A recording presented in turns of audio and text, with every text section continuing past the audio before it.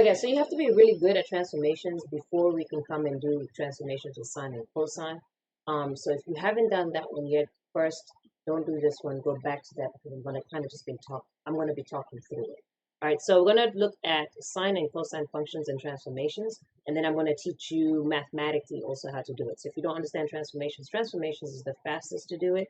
But if you don't understand it, I am going to teach you a different method. So biggest thing to remember is the sine and cosine graphs look exactly the same. The only difference is that sine starts at the origin, whereas cosine starts at 1. Once you know that, then you just follow in the transformation rules. So we have sine. So over here, you have two different versions of a graph. So we have looking for sine. So this will be cosine starts at 1, sine starts at the origin. So you start off with whatever you have, and then you're looking at what do I do with that function. So we have a negative outside. Remember, negatives are opposite no matter where they are, inside or outside. So because this is outside, I would think it's flip over the y, but it's opposite of that, so it's flip over the x. So I take the sine function, and I'm going to take this point right here, and I'm going to flip it over to the x side. So if you imagine folding it over, moving it over, it's going to be on negative pi over 2 at the exact same place. Boom. All right, let's submit.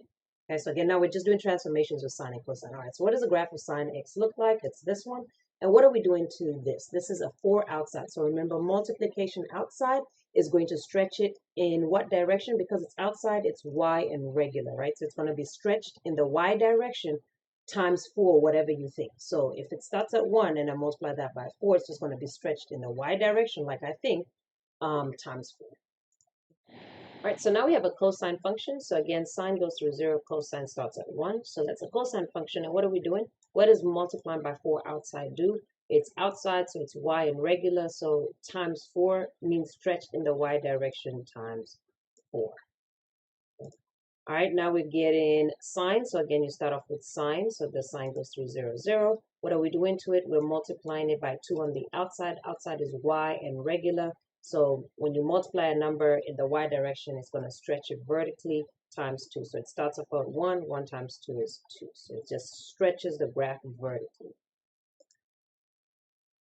All right, I guess that's doing the easy ones. Cosine, and we're stretching again times 2. So it starts at 1 times 2 would be 2. All right, sine. All right, so we're starting at sine. Sine goes in the middle. Now, inside, what is multiplying by 2 inside? Just remember that inside is x and opposite of what you think. So instead of multiplying by 2, we're doing what? We're dividing by 2. So this is a horizontal shrink.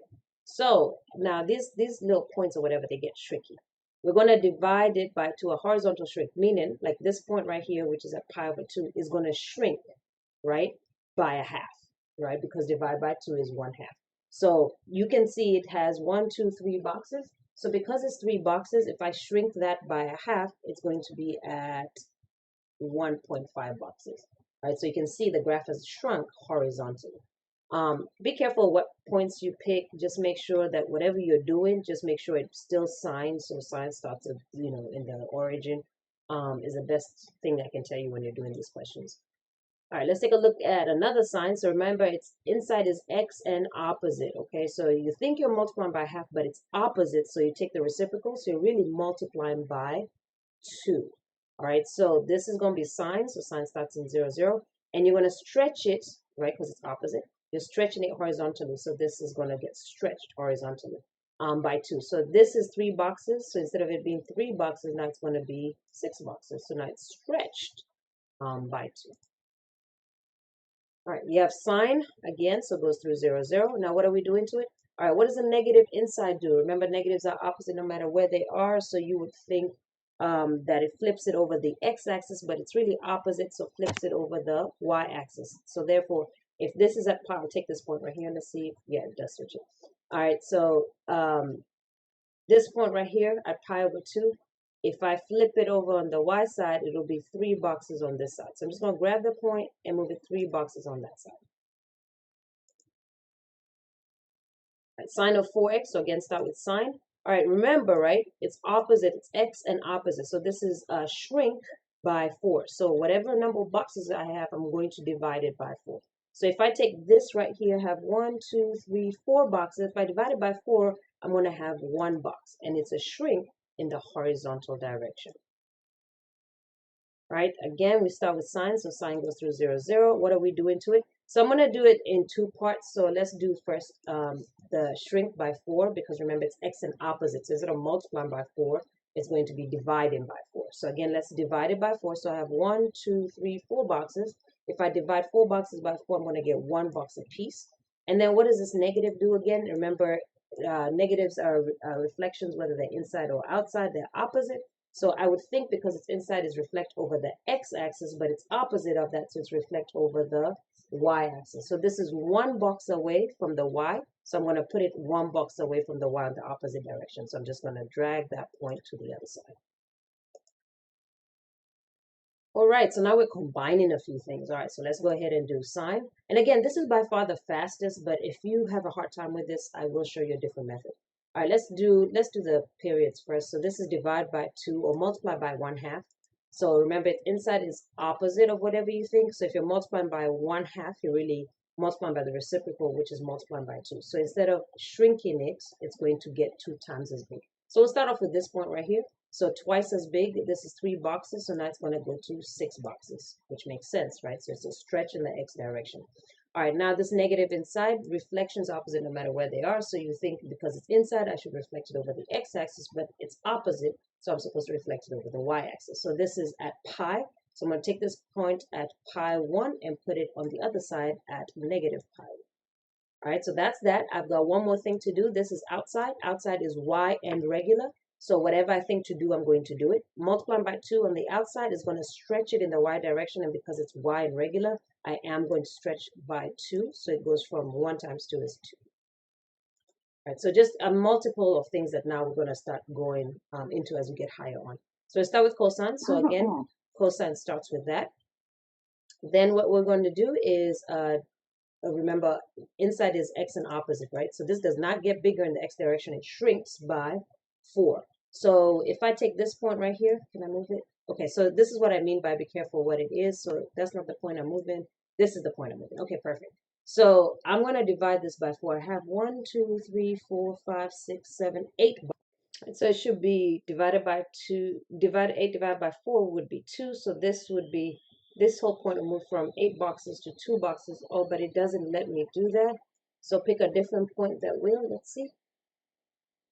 Okay, so I see what it'll do. Okay, so what I have to do in this case is I'm going to remember to move this back at 1, right? But for right now, I'm going to move it to 0, 0 so I can make it easy.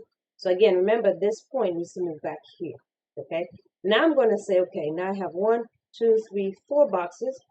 4 boxes divided by 4 will be 1 box. So I'm going to shrink this to 1 box so that it can shrink properly.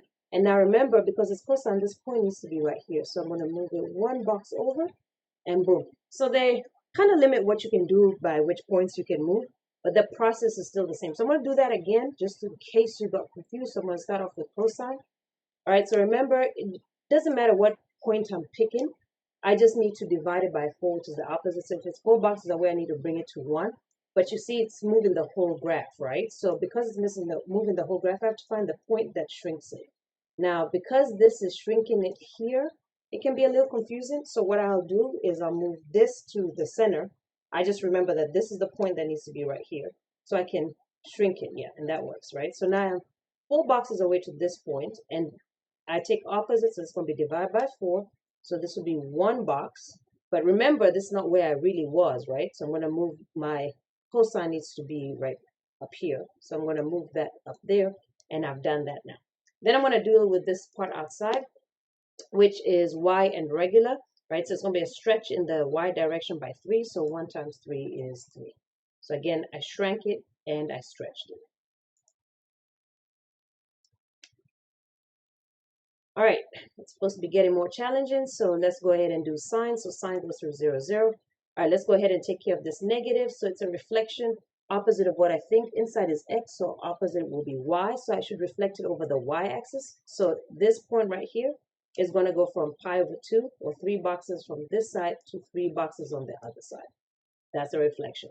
Then we have a 2 outside. What does this 2 outside do? It multiplies it by 2 vertically. Y is regular, right? So multiplying by 2 would stretch it vertically. All right, so I wanted to do one of these problems right here. Again, remember, x and opposite. If I have 2 over 3, multiplying by 2 over 3. Remember, it's opposite of what you think. So instead of multiplying by 2 over 3, you're multiplying by 3 over 2. And what's 3 over 2? 3 over 2 is 1, right? So 3 divided by 2, sorry, 1.5, is negative 1.5. So I'm going to start off with sine. And I need to multiply this or stretch it by 1.5. Meaning, if this is 4 boxes, right? So this is 1, 2, 3, 4. If I multiply 4 by 1.5, I would get 6 boxes. All right, so I need to take this point to 6 boxes away. So 1, 2, 3, 4, 5, 6. Yeah. All right, so 4 times 4 boxes times 1.5 is 6 boxes. So this has been stretched by 1.5. Then I'm going to flip it over the y-axis because the negative inside means flip opposite. So you think x, then you think opposite of that, which is y. So I'm going to put this 6 boxes away on the other side. So I'm going to take this and take it 6 boxes on the other side. 1, 2, 3, 4, 5, 6. Yeah. All right, and then the last thing I need to do is this is y in regular times 3 is just going to make it 3 times vertically on the y direction. Okay, so again, and it doesn't really matter the order that you do these things in. I just like to start inside the parentheses and start it out and then move out.